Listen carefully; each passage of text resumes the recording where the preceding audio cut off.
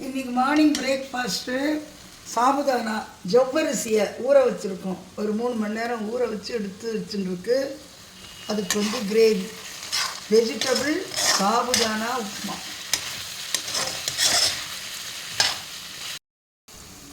பச்சை மிளகா, வெங்காயம், உருளைக்கிழங்கு, தக்காளி எல்லாம், கொத்தமல்லி, கருவேப்பிலை எல்லாத்தையும் போட்டு எண்ணெயில் முதல்ல வதக்கின்றணும். இந்த வெந்ததுக்கப்புறமா அந்த ஜவ்வரிசியை தூக்கி அதில் கொட்டிட்டா அருமையான வெஜிடபிள் உப்புமா ரெடி ஆகிடும். இப்போது நல்லா எல்லாம் வெந்துடுத்து. உருளைக்கிழங்கு கட் ஆகிடுதுன்னா மற்றதெல்லாம் நல்லா குக் ஆகிருக்குன்னு அர்த்தம். இப்போது இந்த ஜவ்வரிசி ஊற வச்ச ஜவ்வரிசியை அதில் போடணும்.